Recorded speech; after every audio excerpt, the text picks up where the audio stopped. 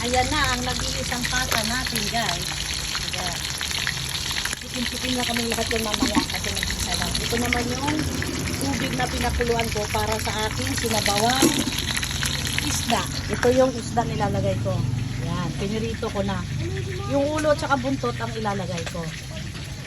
Ayan. So ngayon guys, hindi ko alam guys kung paano ito ibabaliktad at natatapos ako baka mapangsikan ako. Kukuha muna ako ng sanse para baliktarin natin ang pata. Okay? Sarap ng isda guys, oh. Yummy. Tapos, hahanapin ko pang buntot kasi maraming ulo. Ayan. Ito yung ating, ito yung isasabaw ko. Ito yung yellowfin tuna ito guys. Tapos ito yung sahog naman.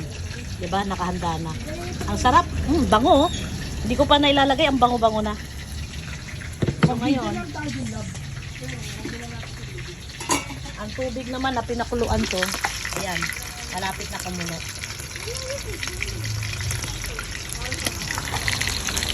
Sabay-sabay ko niluto. Ayan. Nakahanda na rin ang ating kinain. Ayan. Yung totoo tinapon ko kasi sayang naman itapon. So guys, kuha muna ako ng sanse ha para dito sa pata pagbabalik ka rin ko.